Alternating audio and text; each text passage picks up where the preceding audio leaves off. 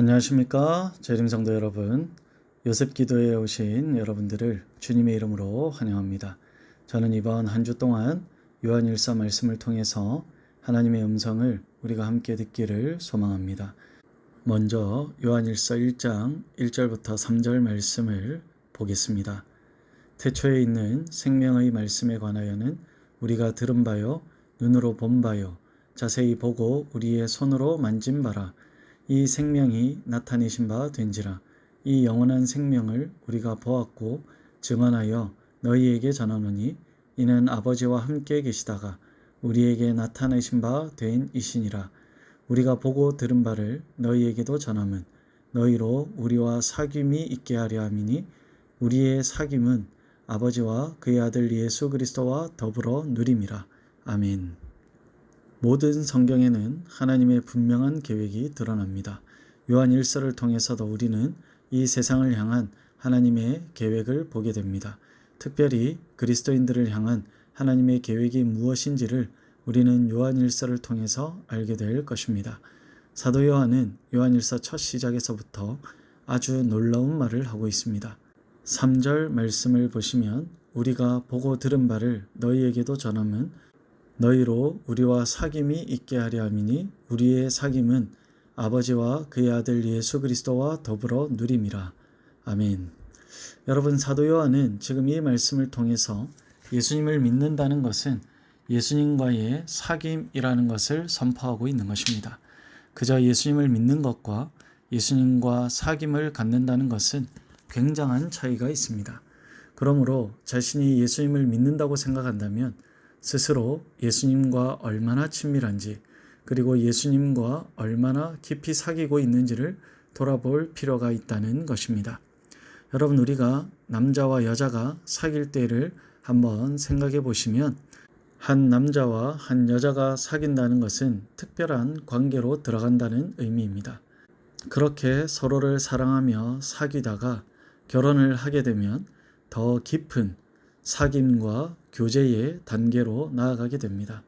우리가 결혼 서약할 때 좋을 때나 나쁠 때나 부유하거나 가난하거나 아프거나 병들거나 죽음이 우리를 갈라놓을 때까지 사랑하고 아끼겠다라는 이러한 결심들은 연애할 때의 사귐의 단계에서 더 깊은 헌신과 사귐의 단계로 나아가겠다라는 결심입니다. 여러분은 예수님과 어떤 사귐의 단계에 있습니까? 예수님과 내가 얼마나 깊은 친밀한 관계에 있는지, 깊은 사귐의 단계에 있는지를 점검해 보시면 좋겠습니다. 사도 요한은 요한일서 1장 1절에서부터 자신이 예수님의 제자로서 예수님으로부터 직접 말씀을 들었고 예수님을 직접 보았고 예수님을 직접 만져보았다고 이야기합니다. 1장 1절에서 언급한 생명의 말씀은 바로 예수님을 말하는 것입니다. 예수님의 12제자 중에서 특별히 예수님과 친밀하게 지낸 제자가 있다면 아마 사도 요한이라고 할 수가 있겠습니다. 요한복음 13장 23절 말씀에 보시면 이렇게 기록하고 있습니다. 예수의 제자 중 하나 곧 그가 사랑하시는 자가 예수의 품에 의지하여 누웠는지라. 아멘. 여기에 언급되고 있는 제자는 많은 학자들이 사도 요한이라고 이야기하고 있습니다. 그런데 이 제자가 지금 어디에 있죠? 예수님의 품에 의지하여 누워 있는 것을 우리가 볼 수 있습니다. 여러분, 한 사람의 품 안에 누워 있다라는 것은 그 사람과의 친밀도를 나타내주는 굉장히 중요한 척도라고 할 수가 있습니다. 즉, 사도 요한은 예수님과 굉장히 밀접하게 그리고 친밀하게 사귐을 나누었던 제자라고 우리는 볼 수가 있는 것입니다. 또한 예수님의 공생의 사역 중에 예수님이 12제자 중에서도 3명을 구분하여 어떤 특별한 일들을 하실 때에 그 3명의 제자 중 1명이 사도 요한이었음을 우리는 성경의 기록들을 통해 알 수가 있습니다. 이렇게 사도 요한이 예수님의 말씀을 직접 들었고 직접 보았고 또 직접 만져보았고 심지어 품에 의지하여 누워보았다라고 말하고 있는 것은 자신이 주님과 그런 특별한 관계에 있었다는 것을 과시하려고 하는 것이 아닙니다. 요한 1서를 읽는 모든 그리스도인들이 자신처럼 그렇게 친밀하게 주님과 사귈 수 있다라는 것을 강조하기 위해서 지금 사도 요한은 요한 1서 1장 1절을 이렇게 시작하고 있는 것입니다. 또한 3절에서 사도 요한이 우리와 함께 사귀자고 말하는 것은 그저 친하게 지내자는 것이 아닙니다. 사도 요한이 누리고 있는 이 엄청난 축복, 즉 예수님과의 친밀한 사귐과 교제를 모든 그리스도인과 함께 나누고 싶다는 의미인 것입니다. 즉 사도 요한은 요한 1서를 읽는 모든 사람들이 하나님과의 그 뜨거운 사귐, 그 친밀한 교제 가운데 들어오도록 초청하고 있는 것입니다. 사랑하는 재림 성도 여러분, 여러분은 지금 예수님과 어떠한 관계에 있습니까? 정말 예수님과 친밀한 사귐을 누리고 계십니까? 많은 사람들이 교회에 다니면 예수 믿는 사람이라고 이야기합니다. 그런데 여러분, 예수 믿는 사람은 어떤 사람이죠? 그저 교회에 다니고 예배를 드리고 헌금하고 교회 여러 행사에 참여하고 봉사하고 이러면 다 예수님 믿는 사람입니까? 세상 사람들은 그렇게 생각할지 모르지만 성경을 자세히 보면 그렇지 않습니다. 교회에 가서 예배드리고 헌금하고 봉사하고 이 정도 가지고는 아직 예수님 믿는 사람이라고 말하기가 이릅니다. 예수님을 잘 알고 사귐이 있는 사람, 그것도 매우 깊고 친밀한 사귐이 있는 사람을 예수님 믿는 사람이라고 할 수 있는 것입니다. 요한복음 17장 3절에 보면 이런 말씀이 있습니다. 영생은 곧 유일하신 참 하나님과 그가 보내신 자 예수 그리스도를 아는 것이니이다. 아멘. 여러분, 여기서 영생은 예수님을 아는 것입니다. 여기서 안다는 것은 지식이 아니라 사귐, 즉 예수님과의 친밀한 교제를 말하는 것입니다.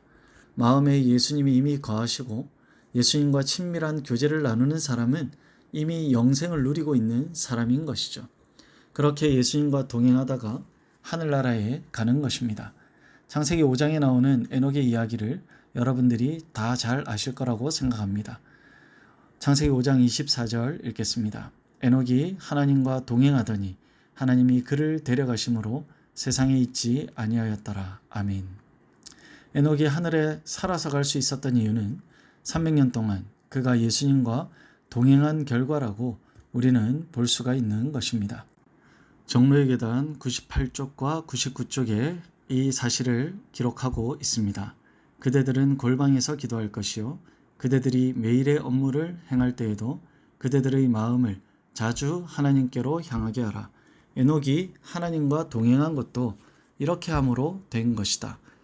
에녹은 매일의 삶 가운데 그가 예수님을 바라보고 예수님과의 깊은 사귐의 교제를 나누었음을 우리는 이 글을 통해서 확인할 수가 있는 것입니다.